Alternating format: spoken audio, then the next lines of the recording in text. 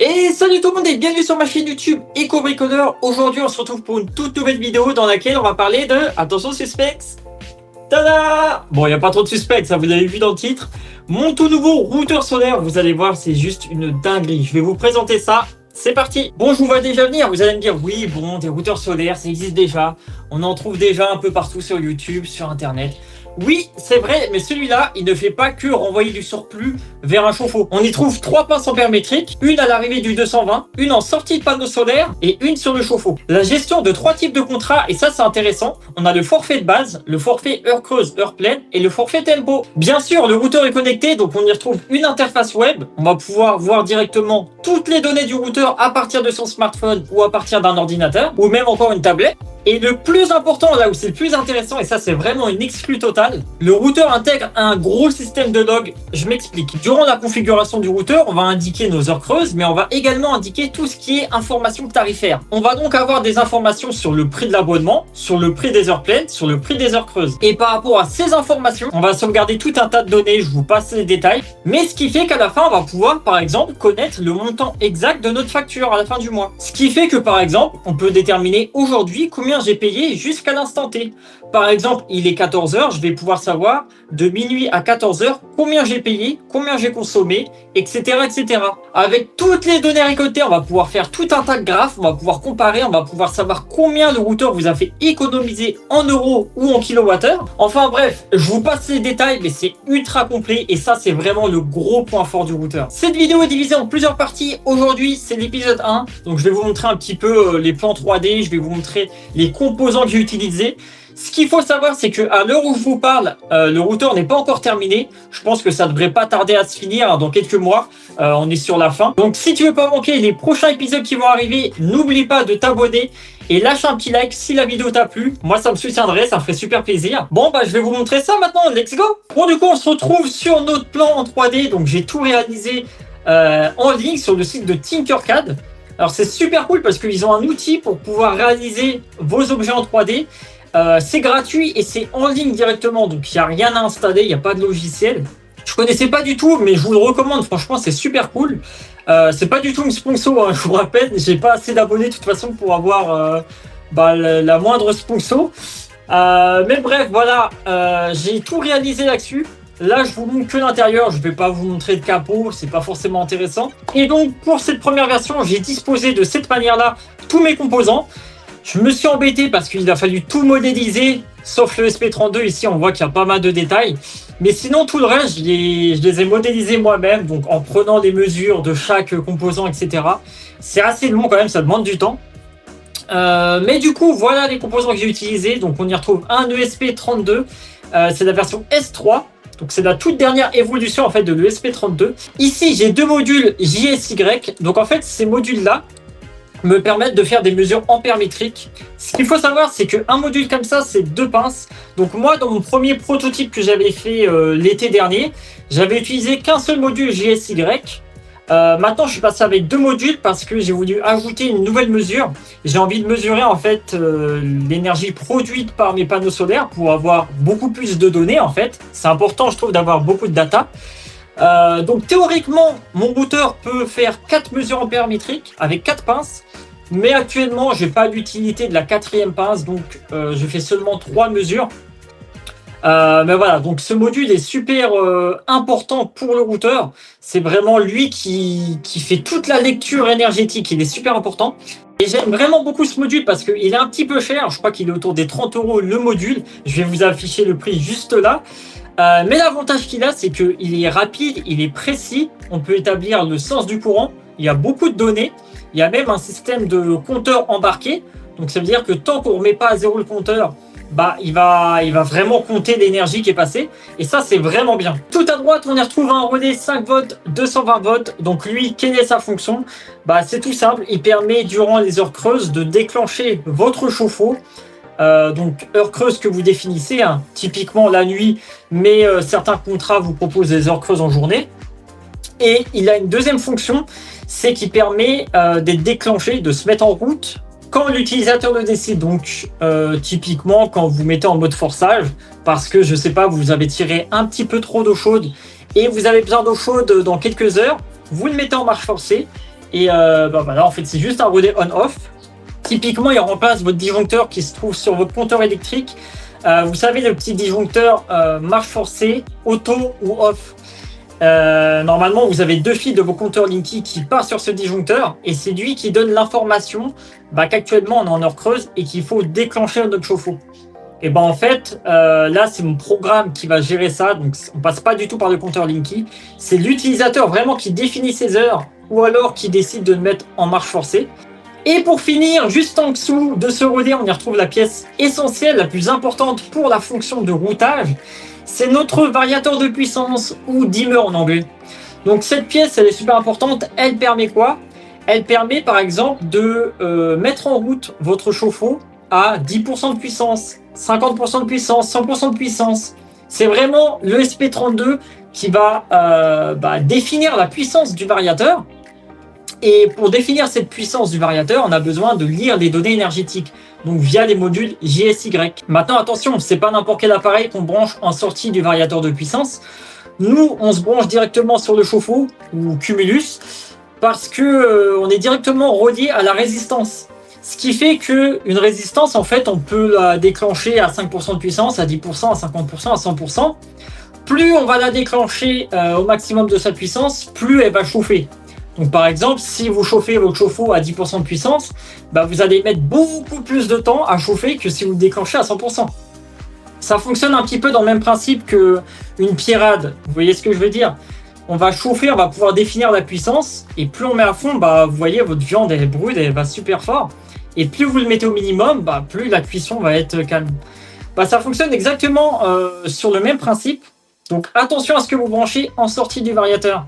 Petit exemple, je vais vous donner un cas de figure très concret qui est mon cas de figure. Moi, ce qu'il faut savoir, c'est que j'ai déménagé l'été dernier et dans mon ancien logement, sur lequel d'ailleurs j'ai pu créer mon premier programme pour ce routeur, j'ai été équipé d'un chauffe-eau traditionnel électrique, tout ce qu'il y a de plus classique. Mon programme fonctionnait parfaitement, c'était top. Et ensuite, j'ai déménagé et dans ce nouveau logement, je suis équipé d'une pompe à chaleur. Alors là, embêtant, comment je fais? Parce que là, si je branche ma phase, mon autre terre, ça va pas du tout fonctionner. Ça risque même d'endommager potentiellement ma pompe à chaleur. Et ce qu'il faut savoir, c'est que ma pompe à chaleur, elle fait chauffe-eau sanitaire. Donc, elle fait à la fois chauffage et à la fois chauffe-eau sanitaire. Et dans le cas de figure des pompes à chaleur, quand il fait trop froid, en fait, la pompe à chaleur, elle n'est pas efficace. Ce qui fait qu'on va passer par un complément électrique.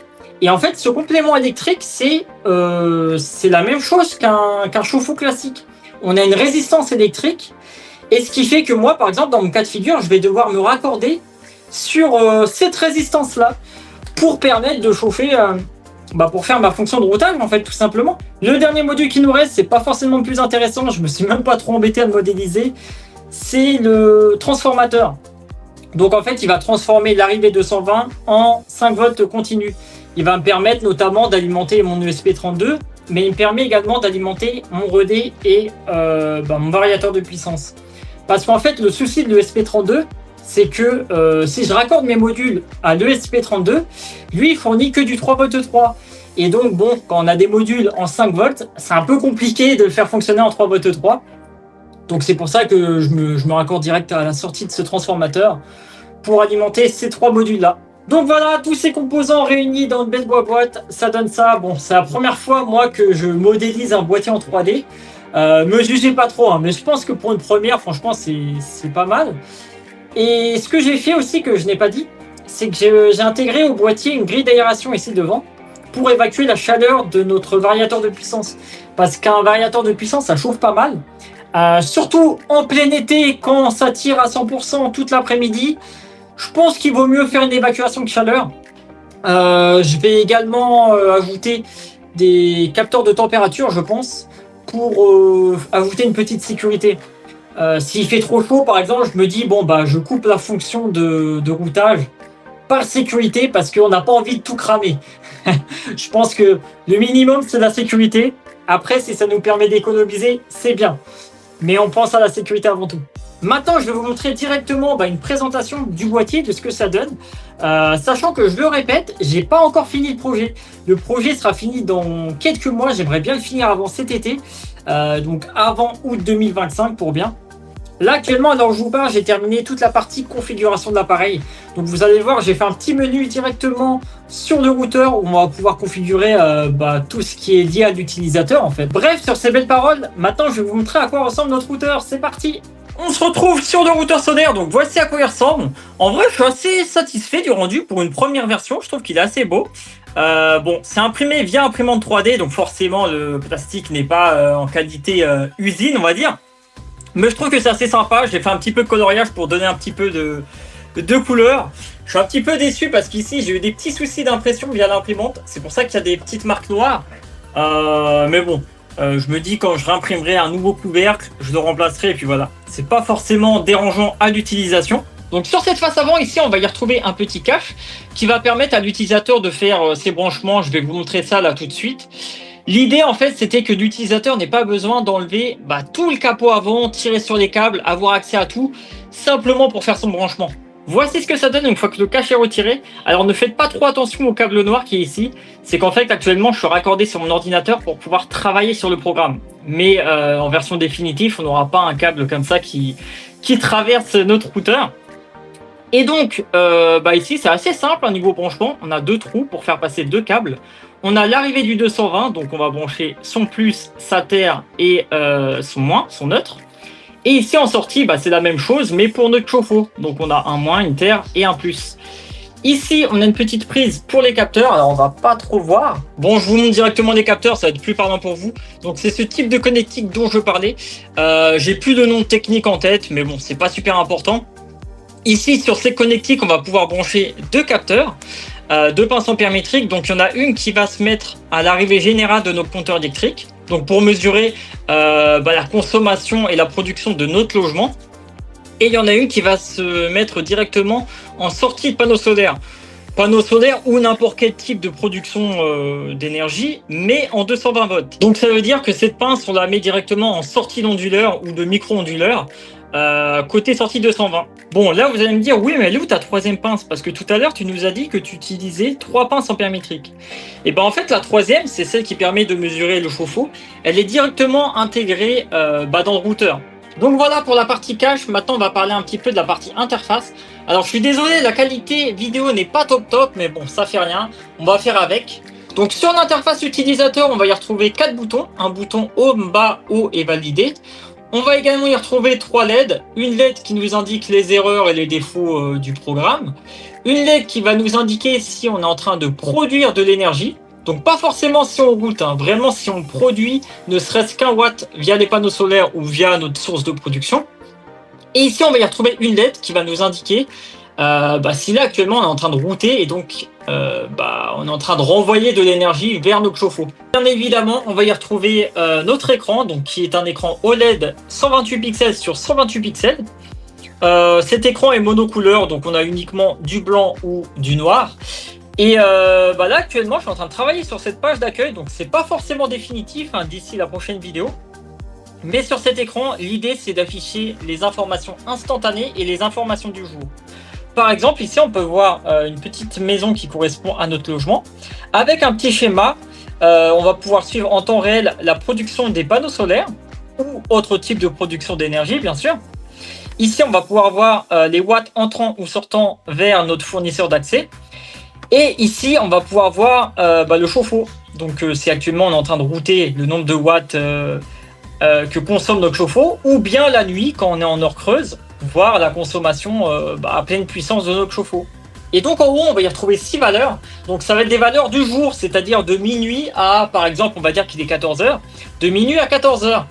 On va pouvoir suivre la consommation actuelle sur cette tranche d'horaire. On va pouvoir voir la production. On va pouvoir voir ce qui a été routé. On va pouvoir établir un coût, combien la journée nous a coûté pour le moment, combien on a économisé, c'est-à-dire combien d'énergie a été routée. Et ensuite, la dernière case perdue, ça va dépendre de votre cas figurant. Moi, par exemple, étant donné que je renvoie gratuitement mon surplus, et quand on route pas, on va renvoyer et du coup, perdu, c'est des kilowattheures perdus.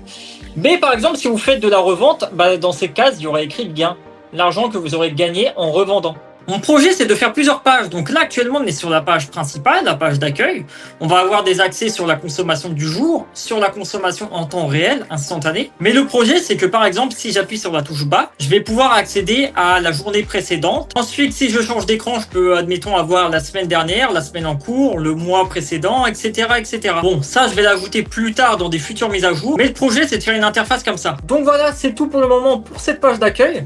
N'hésitez pas à me dire dans les commentaires ce que vous en pensez. Moi, je trouve que c'est sympa parce que visuellement, c'est beau. Et on a quand même beaucoup d'informations sur un petit écran. Visuellement, bah, ça va, on n'a pas trop de données dans tous les sens. Je pense qu'on a des informations qui nous intéressent sur un écran d'accueil. Donc voilà, hein, n'hésitez pas à me dire ce que vous en pensez. Et donc, on va passer à la suite. Actuellement, lorsqu'on appuie sur le bouton Home, on va rentrer dans la page des paramètres. Bien évidemment, si je rappuie, je retourne sur la page d'accueil. Et ici, bah, j'ai fait une petite interface graphique sympa. Alors, je suis désolé, hein, on ne voit pas très bien en rendu vidéo. Donc, dans les paramètres, on va pouvoir sélectionner la langue. Oui, c'est vrai, j'ai poussé le projet très loin parce que j'ai fait un système multilangue.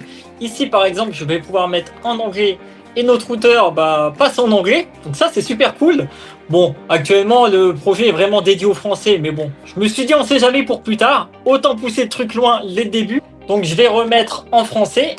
Donc, je vais vous montrer un petit peu tous les paramétrages du routeur. Donc, ici, on définit la langue. Ici, on va pouvoir définir le pays. Ici, on va pouvoir connecter notre Wi-Fi. Donc là, actuellement, on voit que je suis bien connecté à la Freebox. Alors, je suis désolé hein, pour les petites saccades qui viennent par moment. Ça le fait vraiment avec la vidéo, mais à l'œil nu, ça fait pas du tout ça.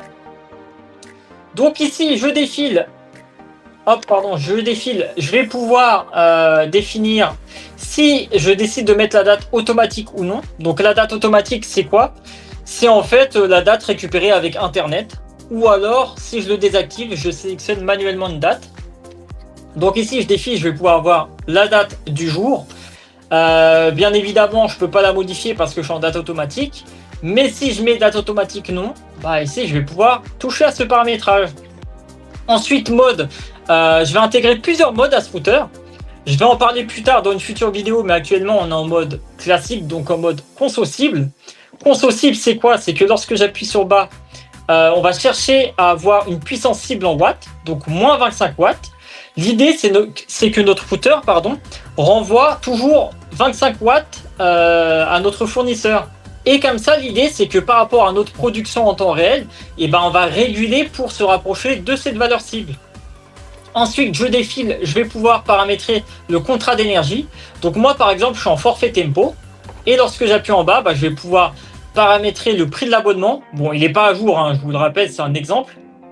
Et ensuite, quand je défile, je vais pouvoir paramétrer le prix de la revente du kilowattheure. Moi, je ne revends pas, donc je laisse à 0. Ensuite, je vais pouvoir paramétrer le début des heures creuses, la fin des heures creuses. Et ensuite, le prix de chaque tarif. Donc, en forfait tempo, on a 6 tarifs. Donc, on a les heures creuses bleues, on a les heures pleines bleues, les heures creuses blanches, les heures pleines blanches, les heures creuses rouges et les heures pleines rouges. Donc voilà, le projet est bientôt fini. Je suis super content. Ça fait près d'1 an que je travaille dessus. Je ne compte pas les heures passées. C'est super long. Entre le développement, entre la modélisation 3D, le choix des composants, le branchement, la soudure. Bref, je vous passe les détails, mais c'est super long. Donc c'est pour ça, si vous pouvez lâcher un petit like, ça me ferait super plaisir, ça m'encouragerait. Actuellement, alors je vous parle, je ne sais pas du tout combien il y aura de parties sur cette vidéo du routeur solaire. Ce qui est sûr, c'est que je vais faire au maximum pour que ça soit seulement en 2 parties, mais je vous promets rien. Je ne sais pas non plus quand va sortir cette deuxième épisode. J'aimerais bien le faire pour fin mars, donc d'ici 1 mois. Je dois encore commander des pièces, je dois encore faire pas mal de programmation, donc tout ça, ça demande du temps, bien sûr. Donc à mon avis, ce qui va se passer, c'est que je vais intégrer un système de mise à jour qui va permettre à l'utilisateur de pouvoir mettre régulièrement à jour son routeur directement via le routeur ou via l'interface web, je ne sais pas encore. Ce qui va me permettre petit à petit de faire des mises à jour de fonctionnalités, de corriger des bugs, d'intégrer des nouvelles choses, de revoir certaines choses, etc. etc. J'avais également débuté un projet de robot tondeuse solaire l'année dernière. Malheureusement, j'ai pas eu le temps de finir ce projet parce que faute de temps, mon déménagement, le développement du routeur solaire, etc. Mais vu que le projet touche à sa fin, je vais pouvoir totalement reprendre ce projet. Donc n'hésitez pas à vous abonner bah, si ça vous intéresse. Cette chaîne, elle est vraiment dédiée au photovoltaïque, au bricolage, à la programmation, à tout faire soi-même. Donc si tous ces sujets vous parlent, bah, n'hésitez pas à vous abonner. Et nous, on se retrouve pour une prochaine vidéo. Salut!